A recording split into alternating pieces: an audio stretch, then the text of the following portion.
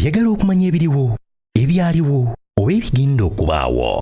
Program Tambula n'okumanya eggose. Tambula n'okumanya ku MRU TV ne Royal FM. Tambula n'okumanya. Tambula n'okumanya. Tukwaniriza omulabi waffe ku MRU TV. Tugenda kunnyonnyola ensi ya South Africa nga tulaba ku kika ky'abantu abagirimu na butya abazungu bajja ne bagyetabamu ne baleetayo enkola eya Ebyafaayo oba giyite effugabbi kyasaayi ekye-18 ne mu kyasaayi ekye-19. Tulaba ekika ky'abantu abaali bamanyiddwa nga Boers oba bayite Afrikaners, abaali abalimi abakukuti basenga mu maserengeta ga Africa oba giyite South Africa. Abantu bano baali bampimpi mu sayizi nga beeru kala ate nga balina kiriking sound wabula mubeera mu maserengeta ga Africa kati mu mwaka gwa 1652 paka mu 1795. Tulaba nga Abaturuki okuva mu ggwanga lya Butuluki bajja basenga ku mutala ogwo kwa maserengeta ga Africa. Batandika okukakkalabya emirimu egy'enjawulo omwali obulimi saako n'okweyingiza mu bya enfuga ly'eggwanga lino South Africa. Wabula mu mwaka gwa 1860 tulaba nga Abangereza nabo bajjira ddala mu ggwanga lya South Africa, batandika nabo okola emirimu egy'enjawulo omwali obusuubuzi, obulimi saako n'emirimu mirala mingi. Wabula amaserengeta ga Africa gano oba giyite South Africa yali nsi omwali ebyobugagga ebiyitirivu nga zaabu, diamond, silver saako n'ebika ebirala. Abazungu bano baayagala okutwala ebyobugagga ebya ensi eno wabula nga tebalina nkola gye balina kukikolamu, nga balina kuyita mu ddiini saako n'okukulembera ensi eno. Bagunjawo enkola giyite apartheid omwali mwefumbekedde effugabbi nga muno mwali okusosola mu langi mu byenfuna saako n'ebintu ebirala bingi mu maserengeta ga Africa. Twongera okujjukiza nti newankubadde abazungu okuva mu nsi ez'enjawulo basenga mu maserengeta ga Africa era tekyabafuula bangi ku Bafirika, era abazungu baali batini ku Bafirika. Wabula abazungu bagunjawo enkola y'okuwandiisa abantu oba giyite Population Registration Act mu mwaka gwa 1905 nga ekirubirwa kyali kyakweddiza bintu by'Abafirika omwali ettaka, ebibuga eby'enjawulo, amazzi saako n'ebintu ebirala bingi. Wabula era mu mwaka gwa 1905 abazungu batandika okukola kiyite intermarriages ng'eno enkola yali yeefumbekeddemu okufumbirigana nga abazungu bawasa Abafirika era ne babazaalamu abaana. Kati nno olwo ensi neefuukira ddala y'Abazungu mu mwaka gwa 1905.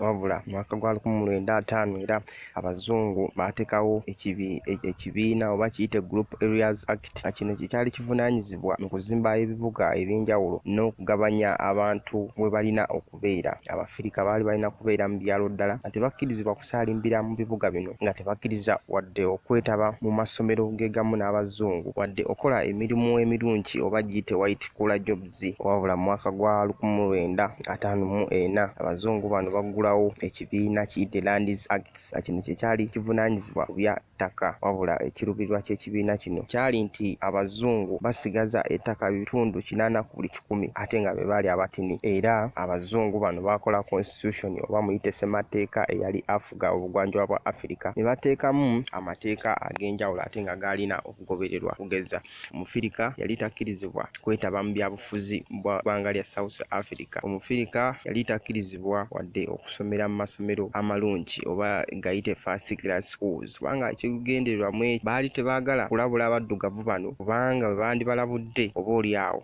bandyetabye mu byobufuzi ne batandika okulwanyisa effuga ebbi. Wabula tulaba bannabyabufuzi ab'enjawulo baamerukawo mu ggwanga lya South Africa nga muno mwe mwali Nelson Mandela, mwe mwali mukyala we Winnie Mandela saako n'abayimbi ab'enjawulo. Abayivu bano baasomera mu nsi ez'enjawulo ne babeera babangufu era n'obwongo bwabwe bwali bwogi, ne baba nga bamanyi ki ekyokukola. Nelson Mandela twongera okujjukiza omulabi waffe wa MRU TV eyazaalibwa mu mwaka gwa 1918. Nelson Mandela we yamaliriza emisomo gye yeenyigirawo mu byobufuzi bw'eggwanga erya South Africa n'atandika okulwanyisa effuga bbi. Nelson Mandela yakolanga zirare ez'enjawulo, yakolanga zibanners ez'enjawulo nga byonna bivumirira ffuga bbi eri abazungu mu South Africa. Nelson Mandela yatandikawo ekibiina kiyite ANC nga kino ekibiina kyafuuka opposition mu ggwanga ly'amaserengeta ga Africa, wabula abazungu baayolayola Nelson Mandela ne bamusiba n'amala mu nkomyo emyaka 27 mirambirira, wabula okugenda kwa Nelson Mandela tekyalobera mukyala we Winnie Mandela kusigala nga yeeyongerayo mu maaso n'omugendo gw'okulwanyisa effuga bbi. Winnie Mandela yeesimba ku bukulembeze bwa South. Winnie Mandela yavuganyako ku kifo ekya omukyala mu paalamenti ya South Africa era n'abalya. Winnie Mandela yabeera mu paalamenti ya South Africa ebisanja eby'enjawulo naye ng'era avumirira effuga bbi eryali mu South Africa. Baawe bwe yamala okusibwa emyaka 27 yamala n'ateebwa n'akomawo mu ggwanga lya South Africa era n'alondebwa nga omukulembeze omufirika eyasooka okufuga eggwanga lya South Africa, wabula mu mwaka gwa 1905 tulaba abayimbi ab'enjawulo mu ggwanga lya South Africa abaali bamanyi obulungi okuwewa mu ndago. Bano bayisanga obubaka obw'enjawulo mu nnyimba ez'enjawulo ng'obubaka buno bwali bukunga abantu okwegatta ku mugendo ogw'okulwanyisa effuga bbi. Bwali bumanyisa abantu effuga bbi eryali ery'abazungu bano, omwali ekisosola mu langi, omwali omufirika obutakkirizibwa kwetaba mu byabufuzi n'ekibbataka ekyali kyefumbekedde mu ggwanga lya South Africa. Abayimbi bano kwaliko Mariam Makeba, kwaliko Masekela, kwaliko Masuka, kwaliko Yvonne Chakachaka, Peter Gabriel, Steven Van Zandt, Vusic wamu n'abalala.